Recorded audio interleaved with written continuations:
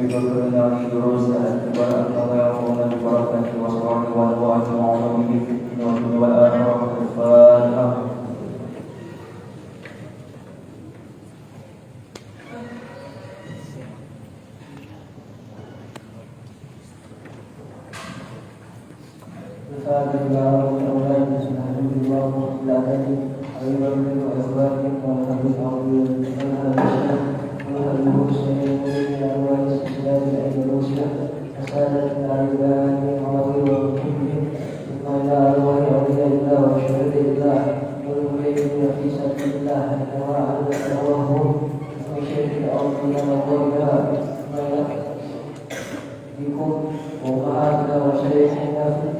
الأرواح صالحين ومهم منفاه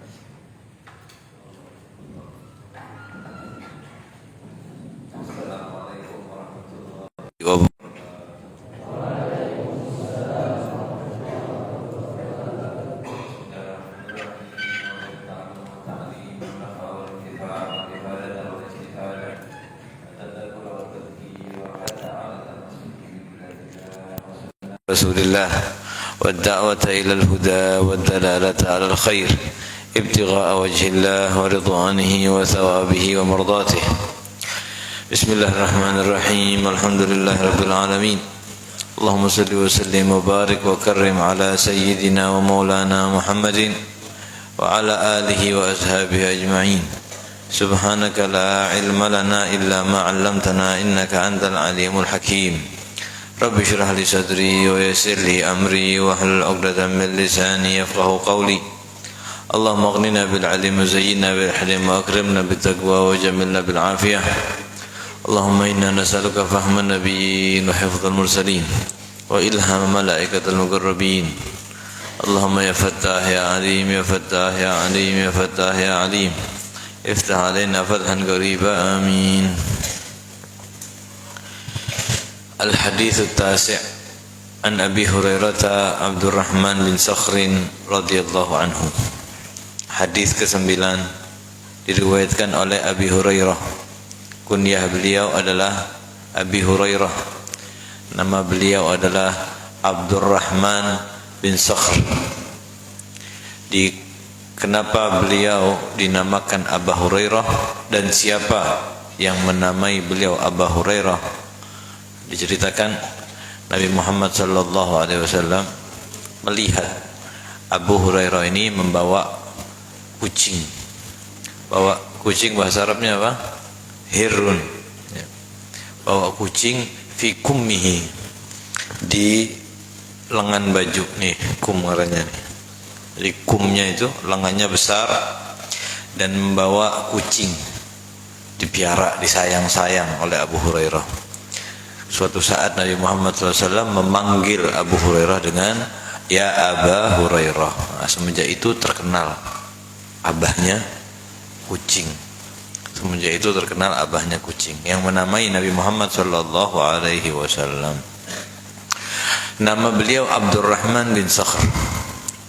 Beliau datang ke Madinah pada tahun 7 Hijriah, 7 tahun setelah Nabi Muhammad SAW hijrah. Ketika beliau tiba di Madinah, Nabi Muhammad dan para sahabatnya tidak ada. Mereka sedang di Khaybar, perang. Kemudian beliau ini langsung mendatangi Nabi Muhammad SAW, menyusul ke Khaybar. Ketika bertemu Nabi Muhammad SAW, beliau ini langsung bersyahadat, asyhadu an la ilaha illallah wa asyhadu anna Muhammadar Rasulullah. Padahal kalau masuk Islamnya tahun 7 Hijriah, berarti itu 3 tahun kurang lebih sebelum Nabi Muhammad wafat. Ya kok. Berarti Sidin ini bertemu sama Nabi Muhammad kurang lebih hanya 3 tahun aja. Tapi diriwayatkan 5,000 wa 300 hadis. 5.300 wa 74 hadis. 5.374 hadis. Ini beliau sendiri. Paling banyaknya sahabat meriwayatkan hadis. Sudah beliau meriwayatkan banyaknya seperti ini, tapi beliau masih mengatakan, innama haddatsu binisfil ahadits allati ya'rafuha. Saya ini yang saya riwayatkan mungkin hanya setengahnya saja yang benar-benar saya ketahui dan saya yakini. Kenapa Abu Hurairah radhiyallahu taala anhu sedikit bersama Nabi tapi benar-benar bisa meriwayatkan banyak hadis dari Nabi? Kenapa kok kada yang paling banyak itu Sayyidina Abu Bakar atau Sayyidina Umar yang memang dari awal itu sama Nabi Muhammad? Abu Hurairah ini memiliki hafalan yang bagus. Pada awalnya tidak, cuma ketika bertemu Nabi Muhammad, ta'zim kepada Nabi Muhammad, melazimi Nabi Muhammad. Kalau yang lain punya anak bini di rumah, habis sama Nabi bulik. Ini Abu Hurairah kada punya anak, kada punya bini saat itu, kada punya rumah lagi, tinggalnya di masjid, naungan masjid yang biasa disebut dengan Ahlus Suffah. Ini dalil anak-anak pesantren. Kalau dikatakan apa dalilnya anak pesantren, apa dalilnya mondok, apakah di zaman Nabi Muhammad SAW ada pondokan? Nah, ini ahli suffah ini adalah orang yang melazimi Nabi, tidak siang, tidak pagi, tidak malam, makan sama Nabi, apapun sama Nabi Muhammad SAW, dan tidak punya kegiatan lain. Beliau pada awalnya memiliki hafalan yang biasa saja. Kemudian suatu saat Nabi Muhammad SAW mengatakan, man yabsutu thawbahu hatta abriq min hadithi. Barang siapa yang membentangkan bajunya sampai saya selesai ngomong, kemudian diambilnya lagi, maka tidak akan melupakan orang tersebut dari apa yang saya katakan selama-lamanya. Jadi Abu Hurairah ketika Rasulullah mengatakan demikian, langsung beliau punya rida surban yang kayak ulun ini dibetangkan untuk Nabi Muhammad SAW duduk. Dan ini adab daripada aslaf kita. Kalau kita lihat guru kita mau duduk di tempat sidin ngajar biasanya, walaupun sudah ada sejadah, sudah ada tempat yang nyaman, cuma biasanya anak-anak tuh bergantian, surbannya itu dibentangkan di bawahnya, tabarukan sama syekh. Dan ini kita lakukan saat itu di pondok. Untuk apa? Untuk mengamalkan ini. Kata Nabi Muhammad SAW, yang membuat itu kali ini, maka enggak akan bisa melupakan apa yang saya ucapkan selama-lamanya. Nah, Abu Hurairah mendapatkan kemuliaan itu. Sudah dibuat kuat hafalannya. Kelebihan lainnya adalah beliau ini sama Nabi Muhammad SAW selalu di dalam suffah, termasuk ahli suffah. Dan perlu kita ketahui, ahli suffah ini kebanyakan dari mereka itu orang-orang miskin, kada punya apa-apa. Kebanyakan di antara mereka itu enggak punya apa-apa kecuali yang buat nutup auratnya aja. Di bawahan namanya izar, sarung, kain yang buat bawah namanya sarung, kain yang buat atas namanya thawb atau rida. Dah itu aja. Beberapa dari mereka kada punya atasan tuh, kada punya, cuma punyanya menutup aurat dari pusar sampai kaki. Berarti kada punya makan, kada punya kasur, kada punya bantal, kada punya kendaraan, apalagi handphone. Kada ada, hidupnya benar-benar buat ibadah kepada Allah Subhanahu wa taala dan selalu belazimi Nabi Muhammad SAW. Nabi Muhammad itu kalau sama orang miskin perhatiannya luar biasa. Kalau sama orang miskin tuh sayangnya beliau sallallahu alaihi wasallam itu luar biasa, sehingga beliau ini sama ahli suffah memiliki perhatian yang lebih. Nabi Muhammad itu sering dikasih makanan sama orang. Karena tiba-tiba malam-malam ada orang kasih kiriman. Wahai Nabi Muhammad, ini kiriman makanan dari keluarga fulan misal untuk pian. Ditanya dulu sama Nabi, ini hadiah kah sedekah? Kalau hadiah, Nabi Muhammad SAW biasanya mengambil sebagian untuk keluarganya, kemudian sisanya dibagikan kepada ahli suffah. Kalau sodakoh, Nabi Muhammad SAW kadang mau makan sama sekali. Jadi Nabi Muhammad itu kadang mau makan sodakoh. Sodakoh Nabi Muhammad kadang mau. Hadiah Nabi Muhammad mau. Kalau dalam bab zakat, misalnya disebutkan dalam kitab fikih, Banu Hashim dan Banu Muttalib itu kada boleh menerima zakat. Sodakoh masih boleh. Sodakoh masih boleh. Keturunan Nabi Muhammad SAW menerima sodakoh boleh apa kada? Boleh. Yang kada boleh apa? Menerima zakat. Itu pun masih khilaf. Tapi kalau Nabi Muhammadnya, apalagi zakat, sodakoh beliau kada mau makan. Yang beliau makan kalau ada orang ulun bahadiah. Nah, kalau hadiah baru beliau Sallallahu Alaihi Wasallam makan. Abu Hurairah menceritakan gambaran kehidupan beliau. Di sini disebutkan satu riwayat. Kata Abu Hurairah, suatu saat ulun ini memegangi perut saya karena hebatnya lapar. Sampai Abu Hurairah itu mengganjal perutnya dengan batu. Karena tidak tahan, sudah beberapa hari lapar, perutnya sakit. Kemudian Abu Hurairah cari akal, berikhtiar. Duduklah beliau di tempat yang biasa para sahabat lewat, dekat masjid. Lewat Sayyidina Abu Bakar. Abu Hurairah duduk. Kata Abu Hurairah, ya Abu Bakar, ulun hendak bertakun bang. Yang tahulah ayat ini, nggih. Maksudnya apa sih ayat itu? Padahal Sidin sudah tahu maksudnya apa. Cuma Sidin ini hendak basa-basi aja. Kalau habis bertakun ngobrol, kalian sudah makan belum? Oh belum ulun, ayo makan. Yang diharapkan adalah itunya. Abu Hurairah tahu. Sayyidina Abu Bakar, wahai Abu Bakar, bagaimana pendapat anda tentang ayat ini? Ayat itu kata. Sudah. Assalamualaikum, ditinggal. Sedih nih Sayyidina Abu Hurairah. Kada lawas lewat Sayyidina Umar. Ya Umar, bagaimana pendapat anda tentang ayat ini? Dijawab oleh Sayyidina Umar, begini. Sudah ditinggal. Sedih pulang Sayyidina Abu Hurairah.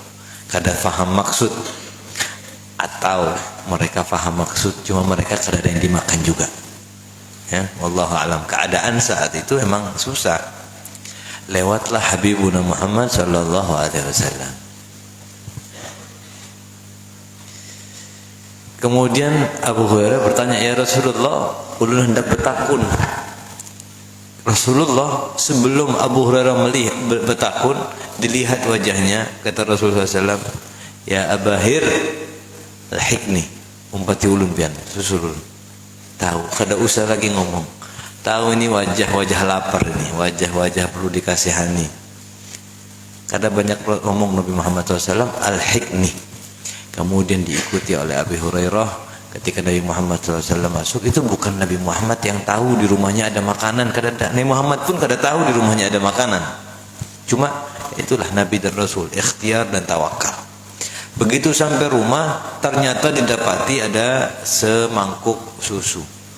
Kata Rasul SAW, min aina lakum hadzal laban? Dari mana ini susu ini? Diberitahu, ini dari fulan bin fulan ya Rasulullah. Kata Rasulullah SAW, wahai Abu Hurairah, kabar gembira, kita bisa makan hari ini. Ya, alhamdulillah. Ini beberapa hari kada makan. Ini urusannya bukan cuma urusan lapar. Ini perut sudah keroncongan, perut sudah sakit, sudah kada punya tenaga lagi untuk beraktivitas, buat beribadah sama Allah Taala, nggak ada lagi. Ini sifatnya bukan hanya lapar biasa, ini harus memang ada yang masuk. Tapi Nabi Muhammad SAW mengatakan, ya Abu Hurairah, panggil ahli suffah, intalik ila ahli suffah. Ahli suffah, panggil seberataan. Berapa ahli suffah? Ahli suffah ini dikatakan kalau lagi banyak, kalau lagi banyak itu sampai 100 lebih. Biasanya sekitar 60 sampai 70. Kalau sedikit, lagi kedadaan orangnya, bisa sampai 30 sampai 40 orang. Kadang banyak, kadang sedikit, kada tahu. Panggil ahli suffah. Abu Hurairah, ini susu semangkok, mau dipanggil puluhan orang, taruhlah 30 orang, paling sedikitnya ahli sufa sudah. Akhirnya Sidin memanggil ahli sufa tersebut. Ketika datang, pian panitia aja Nabi Muhammad ibaratnya. Pian ini jadi khidmah. Orang yang berkhidmah itu makannya terakhir. Kira-kira ada susu semangkok, orang kelaparan, seorangan habis apa kada? Seorang. Ya, masuk minum. Jadi orang minum boleh melihat gini. Orang minum, ahli sufa ini lapar seberataan. Minum 1, 2, 3, berkurang cuma kurangnya kada masuk akal. Harusnya kalau minum semacam itu harusnya habis. Ini tetap berkurang. Rasulullah memakai ini mukjizat Nabi Muhammad SAW, tetap berkurang cuma kurangnya sedikit sekali. Golongan kedua minum, 5 orang kedua minum, berkurang cuma kurangnya sedikit. Ini setiap orang-orang minum, Abu Hurairah hatinya ini lu dapat apa kada nih, sampai orang terakhir minum daripada ahli sufa, Sayyidina Abu Hurairah saat itu melihat ternyata masih ada 1/4 lah misal, kurang, masih ada lebihan cuma kada banyak lagi, 1/4 mangkok misal. Tinggal Nabi Muhammad dan Abu Hurairah. Kata Abu Hurairah, "Isyrab anta ya Rasulullah." Kata Rasulullah SAW, "La isyrab anta." Sagil gom akhiruhum syurba. Orang yang menyuapi, orang yang memberi minum itu nanti minumnya terakhir. Orang yang memberi makan itu makanannya terakhir. Jadi pemimpin itu kalau mau nyamannya harus paling terakhir. Pian jadi panitia di pondok pesantren, lagi ada majelis misal, jadi panitia, pian yang berkhidmah untuk orang-orang, jangan makan berdahulu. Makanya nanti seberataan tamu-tamu sudah bulik, semua sudah dapat, baru kita mundada sama sisanya. Mun kadada sabar aja. Intinya orang itu pemimpin yang lebih di atas, yang mengurusi golongannya, maka harus nyamannya terakhir. Suami misal, kalau ada apa-apa anak istri dulu dinyamankan, ada lebihan baru dia nyaman, dan seterusnya. Begitulah Nabi Muhammad SAW menggambarkan kepada kita. Kemudian Sayyidina Abu Hurairah mengambil mangkok tersebut, diminum. 3 hari kada makan. Gerap.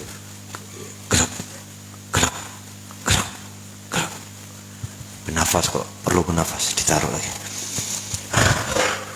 Isyrab, minum lagi pian tadi takut kada dapat kok. Minum lagi kata Nabi Muhammad SAW. Minum lagi. Sampai 3 kali. Isyrab kata Nabi Muhammad SAW. Minum, pian tadi takut kada dapat, sekarang puas-puasi pian. Puas-puasi minum. Sampai beliau ngomong, "Ya Rasulullah, la ajidu maslakan." Sudah ulun kada punya tempat lagi di perut ulun untuk susu ini.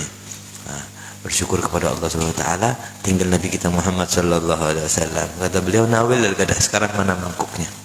Dikembalikan ke Rasulullah SAW dan diminum oleh Nabi Muhammad SAW, bekas puluhan sahabatnya. Sallallahu alaihi wasallam. Ini kemuliaan Sayyidina Abu Hurairah. Atau riwayat yang lain, Sayyidina Abu Hurairah pernah mengatakan, "Usibtu thalatha masaifil Islam." Dalam Islam, ulun itu punya cobaan, 3 cobaan yang berat. Yang pertama, mautun Nabi SAW, yaitu meninggalnya Nabi Muhammad SAW. Yang kedua, terbunuhnya Sayyidina Utsman bin Affan, karena beliau punya hubungan khusus dengan Sayyidina Utsman bin Affan. Jadi ditanya, "Dan musibah apa yang paling besar?" Kata beliau, 3 musibah. Yang pertama, meninggalnya Nabi Muhammad, paling ulun sedih. Yang kedua, meninggalnya Sayyidina Utsman, paling ulun sedih. Yang ketiga, al-mizwad. Mizwad itu semacam tempat untuk menyimpan sesuatu. Nah, kalau jadi orang Banjar itu misal balek gitu, buat simpan beras, buat simpan tempat kotak ya, untuk menyimpan makanan. Mereka bertanya, "Wa mal mizwad?" Kalau Rasul SAW wafat, pasti seberataan kita sedih. Sayyidina Utsman wafat, pasti. Mizwad ini apa? Kenapa pian sedih gara-gara itu? Beliau bercerita, "Dulu saya pernah bepergian dengan Nabi Muhammad SAW. Di jalan, Nabi Muhammad bertanya kepada saya, 'Hal ma'aka syai'?" Wahai Abu Abahir, pian punya sesuatu kada buat dimakan? Kata Abu Hurairah, atamr fi mizbat. Ada ya Rasulullah, kurma ulun taruh di balik tadi. Diriwayatkan Abu Hurairah masukkan ke balik tadi cuma 20 kurma. Berapa? 20 buting kurma. Kemudian dilihat oleh Nabi Muhammad SAW, didoakan oleh Nabi Muhammad SAW. Ini lagi perjalanan perang, Nabi Muhammad bawa pasukan. Ketika minjem baliknya Abu Hurairah, kata Nabi Muhammad, kumpulkan seluruh pasukan makanan. Pasukan baris asyra 10. Kata Nabi Muhammad, ambil, jangan dibuka, tangannya aja masuk, jangan dibuka, jangan dilihat isinya berapa. Semua sahabat mengambil 10 sampai semua sahabat yang ikut perang saat itu, seluruh pasukan perang kenyang. Dan itu balik oleh Abu Hurairah semenjak saat itu kada lagi dibuka, tutup aja terus. Lapar, ambil sampai peperangan selesai, sampai bulik, sampai besoknya, sampai bulan berikutnya. Sayyidina Abu Hurairah kada pernah lagi kelaparan setelah itu. Pokoknya lapar, ambil, lapar, ambil, sampai setahun, sampai 2 tahun, sampai Rasul SAW wafat. Berapa tahun berarti? 2 tahunan ya, 2 tahunan. Sampai meninggalnya Sayyidina Abu Bakar As-Siddiq, sampai meninggalnya Sayyidina Umar, sampai meninggalnya Sayyidina Utsman bin Affan radhiyallahu taala anhum. Berapa tahun itu? Sayyidina Abu Bakar berapa tahun? 2 tahun lah. Hah? Sayyidina Umar 10 tahunan. Intinya ini puluhan tahun. Puluhan tahun, kada habis-habis. Sidin pokoknya yakin total sama Nabi Muhammad, kada dibuka-buka. Sampai suatu saat ketika meninggalnya Sayyidina Utsman bin Affan, terjadi kekacauan di Madinah dan rumahnya juga kena. Saat itu black tadi hilang. Kata beliau, saya sedih terus terang kehilangan itu. Yang biasanya saya kada perlu begawi, ulun fokus untuk hadis Nabi Muhammad SAW, fokus untuk ibadah, lapar tinggal ngambil. Sekarang terbagi waktu saya. Kata beliau, ala ukhbirukum, maukah anda saya kasih tahu berapa banyak saya sudah makan dari itu? Kan ada sisanya, ada atharnya. Orang makan kurma kan ada bijinya. Oh subhanallah, biji itu dikumpulkan oleh beliau. Kata beliau, akaltu minhu akthar min mi'atai wasak. Saya makan itu lebih dari 200 wasak. Ya. Satu wasak itu adalah 60 sok. Satu wasak 60 sok. Satu sok berapa kilo? Nah, pian hitung sendiri nanti. Intinya banyak benar itu. Berkarung-karung di rumahnya biji-biji kurma yang kada tahu dari mana, hanya mengambil daripada black yang didoakan oleh Nabi Muhammad sallallahu alaihi wa ala alihi wasallam. Kemudian beliau meninggal dunia di tahun 57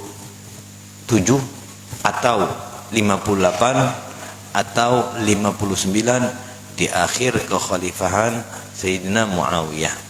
Umur beliau 78 tahun radhiyallahu taala anhu. Dan nanti kita akan dapati kebanyakan ke depan sana, semakin kita baca hadis ini, kebanyakan daripada hadis ini akan diriwayatkan oleh Sayyidina Abu Hurairah. Qala, Nabi Muhammad sallallahu alaihi wasallam bersabda, Sami'tu Rasulullah sallallahu alaihi wasallam yaqul. Kata Abu Hurairah, saya mendengar Nabi Muhammad sallallahu alaihi wasallam bersabda, "Ma nahaitukum anhu, apa-apa yang saya larang kalian darinya, fajtanibu, maka tinggalkanlah, jauhilah. Wa ma amartukum bihi, dan apa-apa yang saya perintahkan kalian dengannya, fa'tu, datangi, kerjakan, minhu, darinya, mastata'tum, semampu kalian."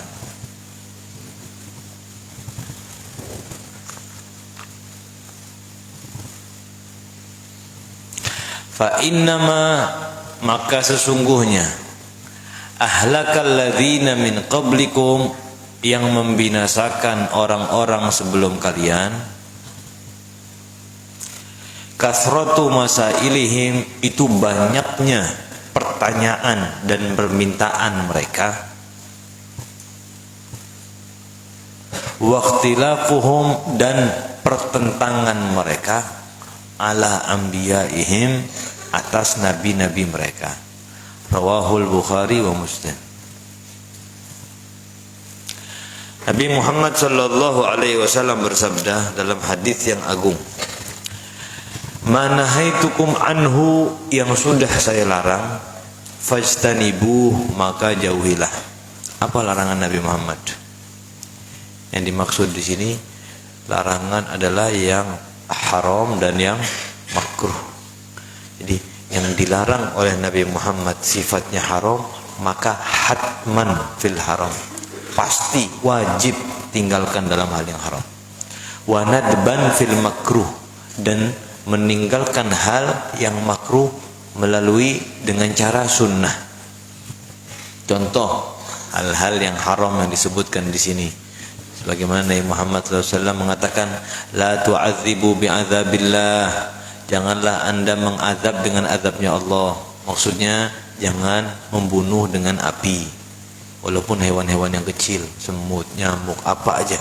Kita tuh dilarang oleh Nabi Muhammad SAW membunuh dengan api, karena api adalah siksanya Allah Subhanahu wa taala. Atau kadang-kadang larangan tersebut larangan yang hukumnya makruh saja. La ta'kulu bishimal, janganlah anda makan dengan tangan kiri misalnya. Intinya apapun larangannya usahakan, kalau itu haram maka dengan pasti tinggalkan, kalau itu makruh maka dianjurkan ditinggalkan. Wa ma amartukum bihi, dan yang apa yang saya perintahkan dengannya, fa'tu minhu, maka datangi, ay faf'alu mastata'tum, sebisa kalian. Apa perintah Nabi Muhammad SAW? Ada dua, ada yang wajib, ada yang sunnah. Adapun amalan yang sunnah, perintah yang sunnah, kerjakan sebisa kita. Ya, kalau mastata'tum, sebisa kalian. Yang sunnah sebisa kalian. Yang wajib, wajib dikerjakan, tapi caranya juga sama, sebisa kalian. Kalau kayak sholat witir, sholat sunnah duha, qobliyah, ba'diyah, dan lain sebagainya, itu jelas sunnah. Biar bisa kerjakan baik, afdal. Kada bisa kerjakan, paling kada yang wajib jangan ditinggalkan. Kalau kan jar Nabi sebisa kalian. Kalau ulun kada bisa sholat subuh kayak apa? Alasannya apa? Guring. Ini bukan kada bisa ini. Ini namanya macal. Ini namanya malas. Nah, kalau yang wajib bukan sebisanya. Kalau kada bisa tinggalkan bukan. Cuma kalau yang wajib itu tetap kerjakan, caranya baru sebisanya. Kada bisa sholat subuh dengan berdiri karena sakit. Sholat subuh apa kada? Tetap wajib sholat walaupun dengan cara duduk. Kada bisa duduk dengan cara, dan seterusnya. Kada bisa berpuasa hari itu, puasa Ramadan kebetulan lagi sakit, kada bisa. Ini wajib. Kalau wajib kada boleh tawar-tawar. Maka boleh berbuka hari itu, nanti akan diqadha ketika bulan Ramadan sudah selesai, dan seterusnya. Ya, karena ada kaidah innal maisur la yasqutu bil ma'sur. Yang mudah-mudah itu tidak akan jatuh dengan yang sulit. Seakan-akan Nabi Muhammad sallallahu alaihi wasallam dalam hadis ini mengatakan, yang sudah ulun larang maka jauhi, yang sudah ulun perintahkan maka kerjakan. Karena yang menghancurkan umat-umat sebelum pian adalah orang itu banyak bertakun sama nabi-nabinya. Orang itu dikit-dikit minta hal-hal yang kada penting sama nabi-nabinya, dan dikit-dikit menentang kepada nabi-nabinya. Ini umat-umat zaman dahulu, Bani Israel. Umatnya Nabi Allah Isa misalnya, sudah tahu Nabi Allah Isa Nabi dan Rasul, tapi kadang-kadang masih aneh. Masih yang digawe itu membuat hati nabinya gelisah, ditentang terus. Contoh, Nabi Allah Isa umatnya mengatakan, "Ya Isa, apakah bisa hal yastati'u rabbuka ayyunazzila alaina ma'idatan minas sama?" Tuhan ente itu bisa nggak nurunkan makanan dari langit? Ini perlu apa kada sih sebetulnya? Kada perlu. Sudah tahu Nabi dan Rasul. Apa ajar Nabi mestinya? Apa ajar Nabi? Apa ajar Rasul? Jangan pakai nawar-nawar. Apalagi kayak kada percaya kayak gini. Biarkan Nabi, biarkan Rasul. Bisalah, coba turunkan makanan dari langit. Maksudnya apa? Nabi Allah Isa itu Habibullah. Nabi-nabi itu semua dicintai Allah Ta'ala. Allah tuh kada mungkin diam kalau nabi-nabinya dihinakan, nabi-nabinya di... Kata Nabi Muhammad SAW, hancurnya umat terdahulu karena ini. Kemudian Nabi Allah Isa mengangkat tangannya, meminta kepada Allah Subhanahu Wa Ta'ala, inzil alaina ma'idatan minas sama. Diturunkan oleh Allah makanan. Tapi karena turun makanan, akhirnya Allahnya keras. Kata Allah, kalau habis ini ada yang menentang Isa lagi, habis ini sudah ulun kasih bukti macam ini, ada yang menentang, ada yang kafir, maka akan disiksa dunia dan akhirat. Jadi keras akhirnya. Dan benar ya, setelah itu beberapa orang dari mereka kafir daripada Nabi Allah Isa dan dirubah, dikutuk, ada yang jadi babi, ada yang jadi monyet, padahal masih di dunia ini, belum di akhiratnya. Karena banyaknya bertakun, banyaknya menentang, dikit-dikit kada percaya. Sama contoh lain, Nabi Allah Musa alaihissalam. Ketika Nabi Allah Musa perintahkan umatnya ketika untuk masuk ke Palestina untuk memerangi kelompok yang kuat-kuat. Kata Nabi Allah Musa, masuk kita perang. Kata umatnya apa? Ya Musa, inna fiha qauman jabbarin wa inna lan nadkhulaha madamu fiha. Kita nggak akan masuk kalau masih ada orang-orang itu. Idhab anta wa rabbuka faqatila innaha huna qaidun. Ente sama Tuhannya ente aja di sana perang berdua. Kita duduk di sini. Ini umat Nabi Allah Musa alaihissalam. Umatnya itu dikit-dikit mentang, dikit-dikit kada percaya, kada yakin. Nabi Muhammad selalu mengulang-ulang ini. Suatu saat ketika perang Badar, Rasulullah yang keluarnya kada niat untuk berperang, dengan sedikit sekali persiapan, Rasulullah SAW memanggil seluruh para sahabatnya untuk bermusyawarah. Ini 1000 orang datang dengan persiapan lengkap, kita cuma 300 orang, kada siap perang. Kayak apa? Kita boleh ke Madinah, apa kita lawan? Musyawarah. Sayyidina Abu Bakar berdiri, kita umpat pian ya Rasulullah. Pian ngomong perang, pian ngomong bulik, apa ajar pian aja. Lihat umat Nabi Muhammad SAW. Padahal kada masuk akal juga melawan 1000 orang siap perang. Ini yang pegang pedang cuma 8 orang. Dari 300 orang yang pegang pedang cuma 8 orang. Kuda cuma 2 ekor. Sayyidina Umar bangun, apa kata anda ya Rasulullah? Begitu juga para sahabat yang lain. Sampai Sayyidina Miqdad bin Aswad mengatakan, ya Rasulullah, kita tidak akan mengatakan kepada anda sebagaimana kata-katanya Bani Israel ke Musa.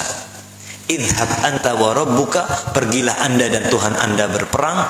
Innaha huna qaidun, kami di sini duduk. Kita nggak akan katakan demikian kepada anda ya Rasulullah. Walakin naqul, kita akan mengatakan idhab anta wa rabbuka faqatila, pergilah kamu dan Tuhanmu berperanglah. Inna ma'akuma muqatilu, kita pun akan bersama anda berperang ya Rasulullah. Fasurra wajhan Nabi Muhammad SAW. Saat itu kata Ibn Mas'ud, Sayyidina Abdullah bin Mas'ud meriwayatkan, kita kada pernah melihat wajah Nabi Muhammad sesemeringah itu. Tala'la nur min wajh Nabi Muhammad, itu wajahnya bercahaya. Tapi kalau udah senang, udah tersenyum, udah gembira, lebih lagi. Idza surra faka'annama wajhahu qit'atul qamar, kayak bulan purnama Nabi Muhammad. Sampai-sampai sahabat saat itu mengatakan, demi Allah, coba kenapa kada saya yang mengatakan kayak itulah? Saking senangnya menggembirakan hati Nabi Muhammad SAW. Kenapa kada ulun? Padahal mereka rata-rata tahu aja itu ayat. Cuma saat itu kemuliaan untuk Sayyidina Miqdad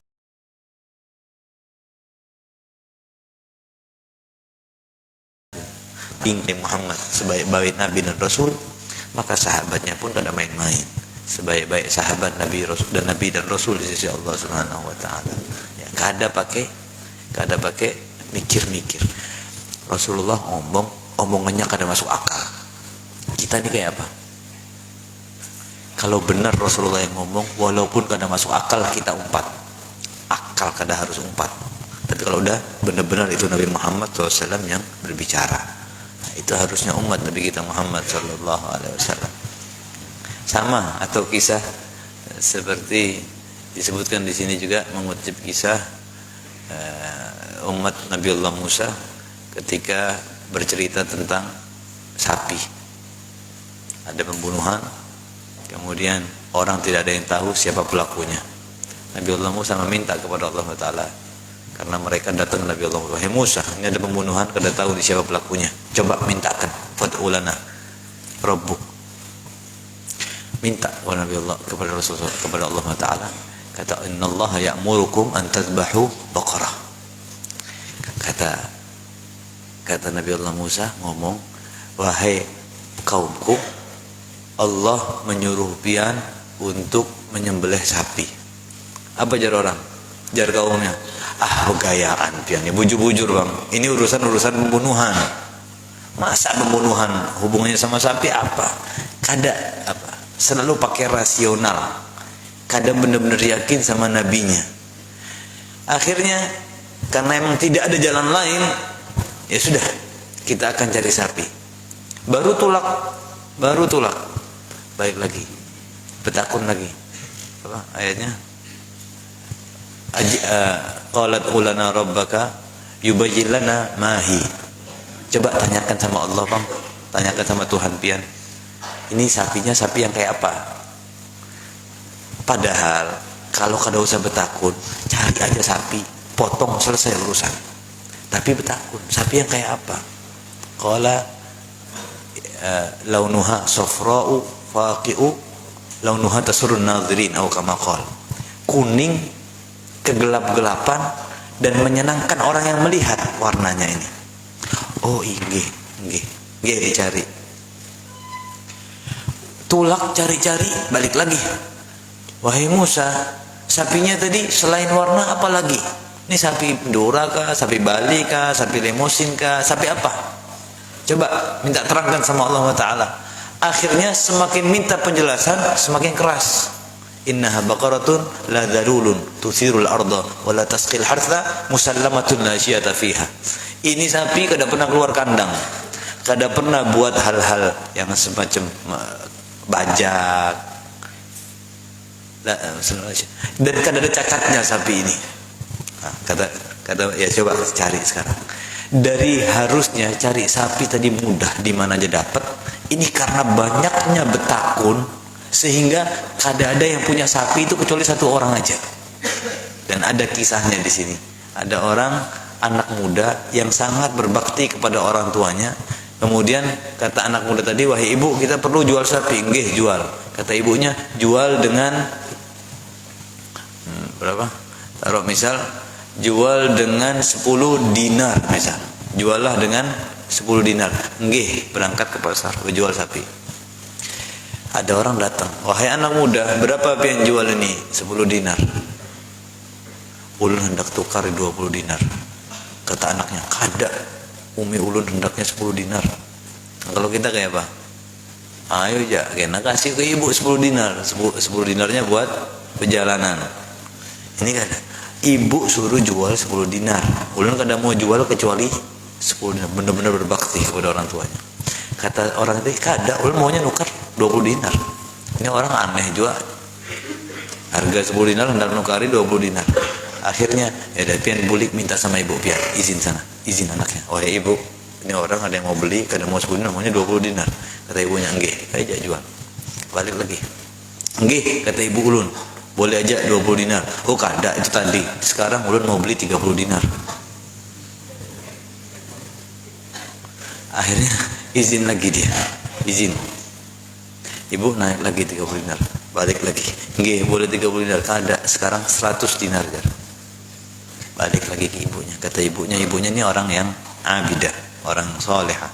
Kata ibunya, Coba tanyai bujur-bujur maunya apa, itu mungkin bukan manusia. Kemudian kita tanyai, apa yang Anda inginkan sesungguhnya? Kata orang tadi, ini malak, ulun ini adalah malaikat. Pian ulun perintahkan bawa bulik ini sapi, jangan dijual. Makanya sapi ini kada jual, kada cacat, kada bagus benar memang sapinya. Jangan dijual, jangan buat apa-apa, pelihara aja ini sapi. Nanti kalau ada orang yang menukari, itu harganya seberapa bobot sapi itu, ya tukar lawan bobot itu adalah emas. Jadi kalau sapi harganya 100 kilo bobotnya itu, maka duitnya ya 100 kilo emas. Ayo mencari di mana? Harusnya sapi Bali biasa bisa. Ini akhirnya mereka semua mengumpulkan uang untuk beli dengan harga yang mahal. Sampai suatu saat memang sudah skenario Allah, ketika mereka Bani Israel mencari sapi tersebut, ditemukanlah oleh anak ini yang sesuai dengan yang Allah inginkan. Diambil, dipotong sapi tersebut, kemudian ketika dicambukkan buntutnya ke orang yang meninggal dunia, orang yang meninggal itu bangun dan menceritakan kejadiannya. Walhasil kita tidak ke arah sana. Yang kita bahas adalah karena banyak tanya, akhirnya mereka dapat kesempitan dari Allah. Rasulullah seakan-akan mengatakan, kalau sudah saya larang, tinggalkan. Sebisa kalian, kalau usah pakai tanya-tanya. Kalau sudah saya perintahkan, lakukan. Kalau usah tanya-tanya. Karena jangan minum khamr lah. Khamr itu hukumnya haram. Pasti haramnya Al-Quran. Masih bertakun. Kalau sedikit bang, kalau kada memabukkan bang ya bang, ulun cuma sekedar penghangat aja. Ulun cuma kada nyaman sama kekawanan. Masa haram. Pian kuno. Jadi menawar, kada percaya, kada yakin dengan Al-Quran dan Nabi kita Muhammad sallallahu alaihi wasallam. Jangan riba. Riba itu hukumnya haram. Al-Quran yang mengatakan entah pian mengutangi atau pian berhutang, dua-duanya sama, kada bolehnya. Betakun, kalau ulun ridho kayak apa? Kalau ulun mau kayak apa? Kalau riba, cari-cari celah. Jadi apa saja yang sudah dikatakan oleh Allah dengan pasti, maka pasti tinggalkan. Apa yang diperintahkan oleh Allah dengan wajib, maka wajib kerjakan. Jangan banyak-banyak bertakun. Itu dalam hal-hal urusan hukum. Bahkan kadang-kadang cuma dalam hal-hal urusan remeh aja. Kebanyakan tanya itu kadang nyaman juga. Ada orang ulun panggil ke rumah, dan besok ada hajat. Dan besok ke rumah. Nggih, ulun ada hajat minta banyu nggih. Dan bawa banyu ke rumah. Banyunya kena botol ke gelas. Terserah pian. Botol aja belah lebih gampang nggih.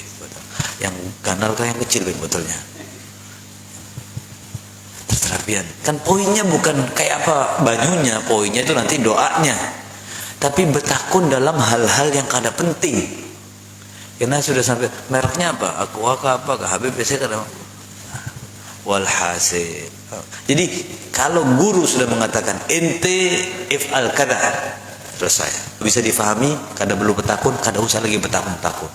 Kecuali memang perlu yang namanya pertanyaan karena kita kada paham.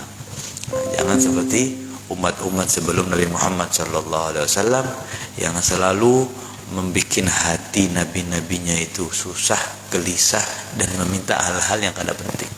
Disuruh jangan bekerja hari Sabtu.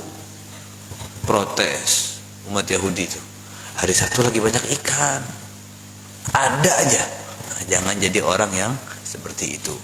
Taqwallah, apa yang ada di Al-Quran, tanamkan dalam hati. Apa yang disadap oleh Nabi Muhammad SAW adalah kata-kata yang paling benar untuk kita, dan mudah-mudahan kita bisa mengikutinya.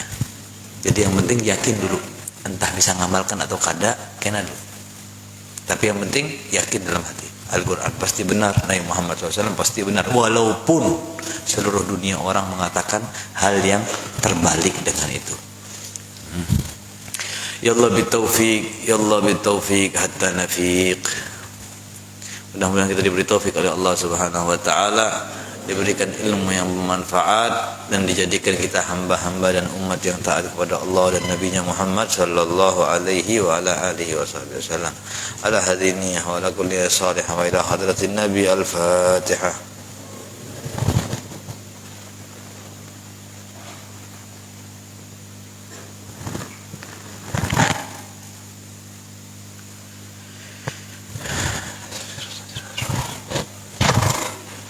يا ربنا اعترفنا بأننا اقترفنا وأننا أسرفنا لا أشرفنا فتب علينا توبة تغسل لكل حوبة واستر لنا العورات وآمن الروعات واغفر